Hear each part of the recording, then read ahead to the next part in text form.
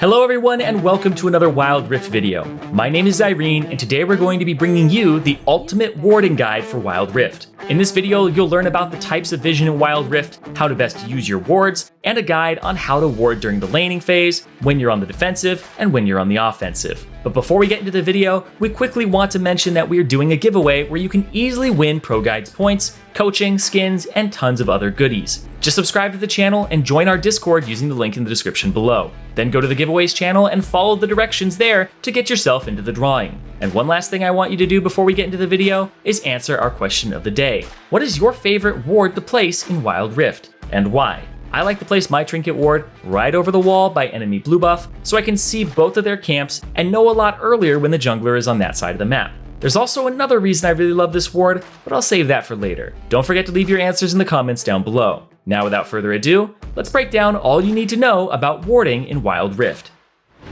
Warding is an essential part of Wild Rift, and if you aren't contributing to the vision your team needs in the game, then you are actively hurting your team. If you've never played a MOBA before, or you've never played League of Legends or Wild Rift, you're probably a bit overwhelmed with the idea of having to help out with your team's vision control on top of all of the other hectic stuff that's going on in the game. But just take a breath and we'll talk you through everything you need to know.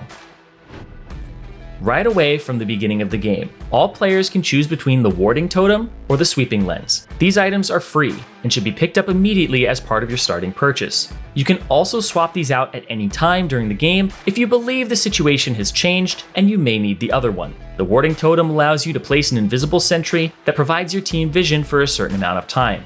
Once the time expires, so does the ward. These can also be killed by your opponent if they are able to see it. The ways in which your opponent can kill your wards are by hitting it 3 times as it is placed down, and before it turns invisible, hit a nearby Scryer's Bloom plant on the map and have it pass over the ward, revealing its location, or by activating a sweeping lens and walking over the ward to disable its invisibility and then kill it. Most of the time, you'll start with a warding totem. It's more important to see the enemy at the start of the game than it is to sweep out vision they may not have even placed. So let's talk about what you'll be doing with each type of trinket. The wards from the warding totem should be placed in areas that are contested and up the river. Places like Dragon, Baron, or even the enemy buffs and jungle camps if your team is pushing up. People like to place wards inside of bushes so they can see if enemies are hiding in them and avoid being ganked. Then you use the vision you've placed to secure objectives, push up in safety, and not have to worry about people hiding in the fog of war. When you and your teammates come together to provide vision for each other, you can cover each other's blind spots and light up the map so that you don't end up dying to silly predictable ganks. When you ward for your team, you also enable the players who are doing well. It lets them continue pushing without fear of being ganked, and they don't have to let up on the gas pedal because they think the enemy team is now targeting them. Because you can place wards and they are invisible to the enemy, you also have to be conscious of your enemy's wards as well. You won't know if you've been spotted by enemy vision unless you see the enemy react in an awkward way to you moving through an area. You can usually tell if an area is warded based on if a nearby laner disappears in your direction, or if enemies back off suddenly when you approach in fog of war. But because we don't know if we've been spotted for sure, this is where the sweeping lens comes into play. The trinket will scan the area around you and reveal invisible objects to you. It will show you wards that are inside of brush, and even the outline of champions that are inside of brush or in fog of war. It's important to note that when you are sweeping a ward and disable its invisibility, you also disable its vision while you kill it, so the enemies won't have complete information of the area while you take out the ward. This means that you can have a friend sneak up and watch over you while you sweep the ward and the enemy won't know about it. And Sweeping Lens is not just a tool to use defensively to remove enemy vision. Sweeping Lens is actually best used offensively. It can reveal enemies inside of brush, so when you team up with an ally and go on a scouting mission into the enemy jungle, it's good to use a Sweeping Lens and stick together. You can jump on an unsuspecting enemy when you see them with the scan, or you can set up a trap and know for sure that you and your buddy weren't spotted by any wards, because the Sweeping Lens would have revealed them while you walked through the jungle. One final thing to mention before we move on to talking about laning wards, offensive and defensive wards, is that wards can be placed over walls, but cannot see over walls themselves. The scan, on the other hand, from a sweeping lens, will reveal enemies over walls to you, and you can know if anyone is lurking there while you walk by. So now let's talk about where you should be placing your wards based on what stage of the game it is. The laning phase, when your team is winning, or when your team is losing. During the early phase, you want to be placing wards in shallow areas to spot enemies who may be trying to gank you. Providing vision in a nearby bush, the river, or even your own jungle entrances to keep your junglers safe are just some of the places that you should be using your wards early on. For mid laners, really good wards to place early on are over the left and right sides of mid lane towards the enemy junglers' camps and their crossroads. The goal of warding during the early laning phase is to keep you safe, while also trying to get information without having to walk too far to place those wards. There isn't as much wave clear early on, so you don't have as many seconds to clear a wave, walk over, place a ward, and come back. And you don't want to be missing out on experience or gold early on. Another ward that you can place is in the lane, on the enemy side of the map. This is a useful ward to place against players who may roam to either side of the map from mid lane, or if you want to spot an enemy's movements if you yourself want to roam away from the lane and see if they move to follow you. Now let's talk about offensive wards. These are wards you want to be placing when you are winning the game, and have already had some things go well on your side of the map. These wards are placed exclusively on the enemy's side of the river, behind their turrets to spot if they're going to be reinforced when you go for a dive, on their jungle camps to spot a weakened jungler, and in areas that they have to pass through in order for the enemies to reach objectives. This will let your team know if they need to pull off of an objective and change their focus, or if they can safely finish what they're doing without any extra enemies finding their way into the mix. Be careful when placing wards near enemy turrets though, as their turrets will reveal the ward and waste your trinket. The deeper the ward, the more time you have to react to an enemy walking over it, so keep that in mind when you're placing your offensive vision.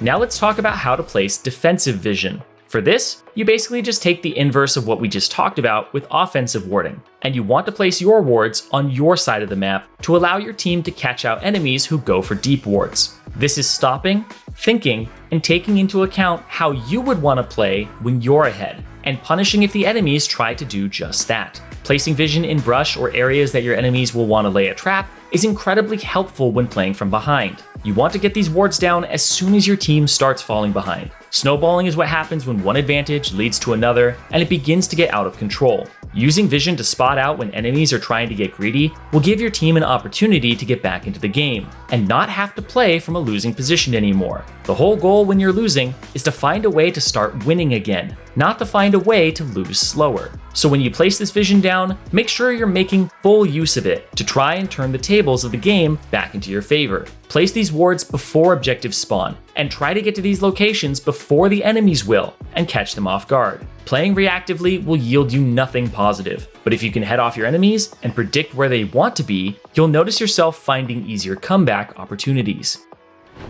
Alright, so now let's talk about some of the more advanced things to consider when playing the vision game. We mentioned earlier that wards cannot see over walls, so it's important to think about where you're placing your ward and also how you're placing it. A ward that is in a bush may not always be the best place to put it. Sure, you get to see what's inside the bush, but you're denying yourself a lot more potential vision as opposed to if you were to place the ward out in an open space or intersection. You want your wards to see an enemy approaching as early as possible, while allowing as little holes in your vision as possible for them to slip by and surprise you. A big mistake that people make with their vision is they place it too shallow when they could have placed it further in, or they try to place it too deep when it isn't the right time to do so. What I mean by this is take this bush for example right next to each side lane in the river. Placing a ward right by the beginning of the bush towards the lane doesn't require much commitment at all, but it also doesn't contribute much to revealing parts of the map that I didn't already see just by being in lane. This also means that if an enemy comes out of Fog of War, I haven't given myself any extra time to react to them, and their gank is still very likely to succeed. But if I take a few extra steps down the river and place the ward, even at just the other end of the brush, I provide myself much more vision and give myself more time to react to a potential gank, and are now more likely to thwart any gank attempts. But let's take it one step further. Why would I place a ward in this bush anyway? Is there a way for the enemy to slip into this brush undetected to begin with? If not, then it's best to place your ward even further down the river to reveal the nearby objective, scuttle crab, and an intersection where more traffic is likely to happen. If someone else has provided my team vision further down the river, and it's impossible for someone to come down the river to gank me without being spotted, then it's best I adapt my ward and place it in a new place. The enemy tri-brush, for example. When placing a ward in the enemy tri-brush, you want to place it on your side of the bush, as close to the river as possible. This makes it so if the enemy were to come and sweep your ward, they have to spend the time it takes to get 3 attacks off closer to your side of the map. and that means you can use it to bait your opponent in. If you place the ward further into the bush, it then means you have to commit even harder to their side of the map if you want to defend your vision. And that isn't the best idea. But if you're the one with the tri-brush on your side of the map, you want to place your vision as close to your side of the tri-brush as possible, not the river. This makes it so that if an enemy wants to sweep your defensive ward, they have to come all the way into the tri-brush to get it, and that leaves them incredibly vulnerable. There are a lot of really small but important things to consider when placing your wards down. Don't overwhelm yourself though, focus on just one thing at a time. Getting vision down and getting into the habit of using your vision is the first step. Then you can refine it from there and place better and better wards.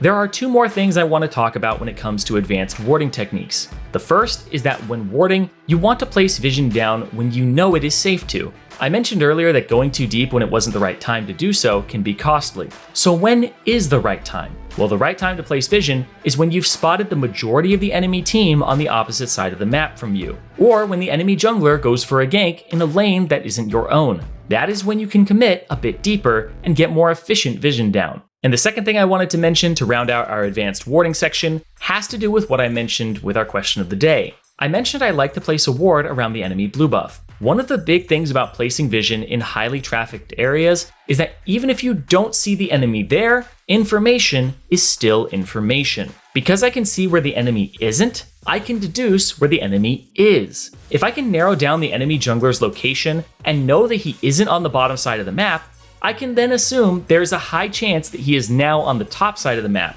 and that my laner should play defensively to prevent being ganked. Even if your wards don't reveal a champion, wards revealing an important location of the map and not seeing any champions there is still a big win in the information department. You just have to know what to do with that information and use it to your advantage. We talked a lot about how to ward, so let's quickly end with how to best use the sweeping lens. You want to sweep areas that are contested or that you suspect an enemy has warded. You'll typically want to synergize your boot movement speed active to cover more ground and potentially find more wards. The more familiar you get with common warding spots, the more familiar you'll get with understanding when and where you should be using your sweeping lens. You can change up your style from game to game, matchup to matchup, and champion to champion. I know some players like to take a sweeping lens at the start of the game on support or marksman to allow them to sweep out early vision and get some extra gold from killing the enemy wards. As a jungler, most of the time you'll start with a warding totem and move to having a sweeping lens later on in the game. But don't be afraid to go back and forth between the two as the game progresses, and you end up needing one and not the other. Pay attention to the enemy's trinkets as well. If they've opted into using all warding totems, then a sweeping lens is the best trinket for the situation, as there will be too much vision for your team to handle without one.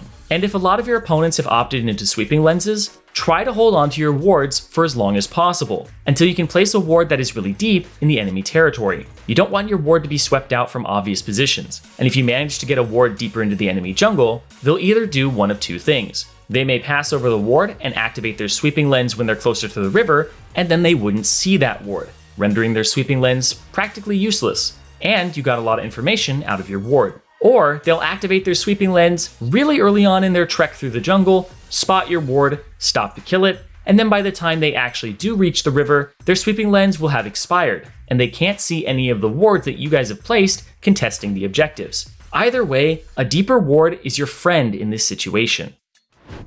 And that's going to do it for our ultimate warding guide for Wild Rift. I hope you enjoyed the video and found it helpful. Don't forget to subscribe and hop onto our Discord for a chance to participate in all our giveaways. Until next time, have fun, stay safe, and place those wards.